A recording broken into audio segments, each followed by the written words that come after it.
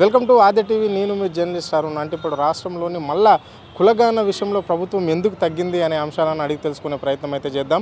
ఇప్పటి వరకేమో కులగణన జరిగిపోయింది, రాష్ట్రంలో బీసీ లెక్కలు తేల్చినామన్న ప్రభుత్వం ఇప్పుడు ఎందుకు తగ్గవలసి వచ్చిందో అని అడిగి తెలుసుకునే ప్రయత్నం అయితే చేద్దాం. మనతో పాటు బీసీ నేత రమణ ఉన్నారు. చెప్పండి అన్న, ఎందుకు మరి రాష్ట్ర ప్రభుత్వం మళ్ళా కులగణన మళ్ళీ చేయిస్తాము, బీసీలకు న్యాయం చేస్తాము అంటుంది ఈ ప్రభుత్వం?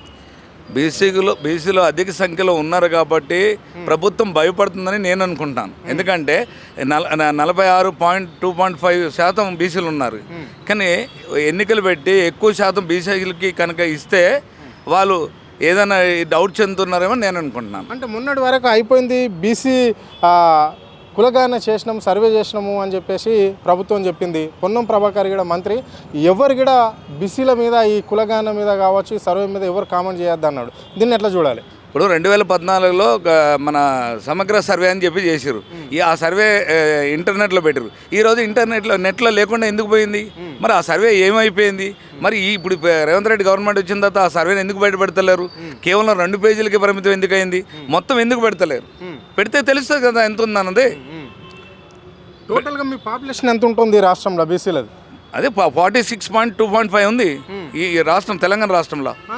ప్రభుత్వం కూడా అదే లెక్కలు చెప్పింది కదా, కాంగ్రెస్ ప్రభుత్వం కూడా అదే చెప్పింది కదా, 46.255 అని చెప్పింది కదా. ఇంకా ఎక్కువ ఉన్నామని చెప్తున్నారు కదా. ఎక్కువ అంటే మరి ఇప్పుడు ఈ సమీకరణలో వీళ్ళు మా లెక్కలు కరెక్ట్గా చూపించలేదు.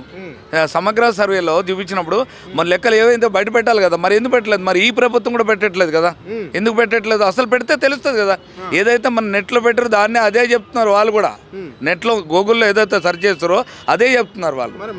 డిప్యూటీ సీఎం బట్టి విక్రమార్క ఇంకోసారి మళ్ళోసారి కూడా సర్వే చేయించిన తర్వాతనే, ఈ కులగణన సర్వే అయిన తర్వాతనే స్థానిక సమస్యల ఎన్నికలకు పోతాము, గ్రామ పంచాయతీ ఎన్నికలకు పోతాము, అప్పటి వరకు ఇది పెండింగ్ అని చెప్తున్నాడు. దీన్ని ఎట్లా చూడాలి? ఇప్పుడు ఇది వాళ్ళు చేసిందే కరెక్ట్ కాదని వీళ్ళు చేసింది కరెక్ట్గా చేస్తారని గ్యారంటీ ఉంది. న్యాయం ఎక్కడుంది? బీసీలకు ఎప్పుడూ న్యాయం లేదు.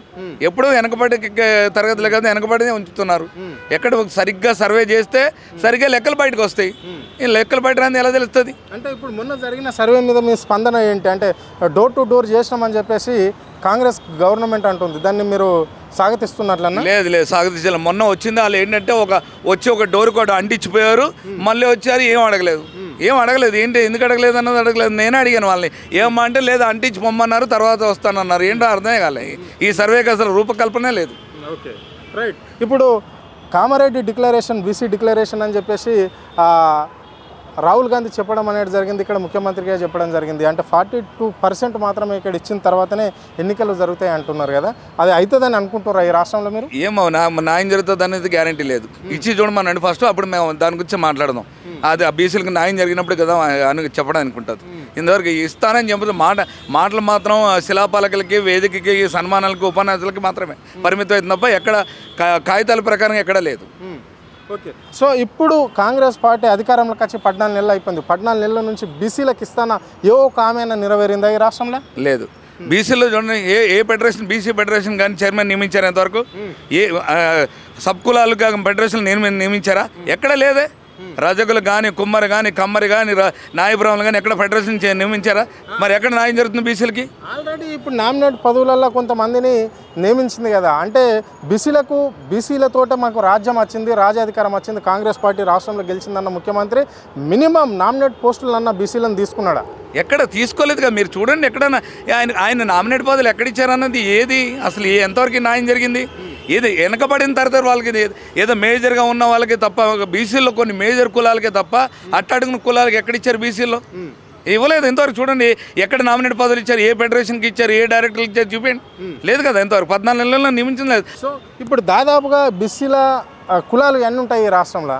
బీసీల కులాలంటే 300 చిల్లరేమో ఉన్నట్టేనే సర్వేలో. మరి అది ఎంత, ఏ కులాలని తీసుకున్నారు, కొన్ని కులాలు కొత్తగా కలిపారు, అది ఎంతవరకు ఏంటన్నది నాకు కూడా కొంత అవగాహన లేదు. 303 కులాలేమో ఉన్నాయి బీసీలు. అంటే చివరిగా ఇప్పుడు స్థానిక సంస్థల ఎన్నికలు ఈ కులగణన జరిగిన తర్వాతనే, బీసీ సర్వే చేసిన తర్వాతనే ఇప్పుడు ఎన్నికలు జరగాలనుకుంటున్నారా ఈ రాష్ట్రంలో మీరు? బీసీ సర్వే కరెక్ట్గా జరిగితేనే అధిక సంఖ్యలో బీసీ ఓటర్స్ ఉన్నాం, అధిక సంఖ్యలో బీసీ నాయకులు ఉన్నారు, వెనకబడిన తర్వాత వీళ్ళందరినీ కూడా కరెక్ట్గా సర్వే, ఏదో సీఎం గారికి ఏదంటే మన రేవంత్ రెడ్డి గారికి రిక్వెస్ట్ ఏంటంటే కరెక్ట్గా సర్వే చేయండి. మీరన్నా బీసీలకు న్యాయం చేయండి. బీసీల వల్లే మేము అధికారంలో వచ్చారంటున్నారు కదా, బీసీలకు ఇప్పుడన్నా న్యాయం చేయండి, సరైన సర్వే చేసేసి. Okay, right. ఇది పరిస్థితి అంటే ఈ రాష్ట్రంలో అధికంగా ఉండేది బీసీలే.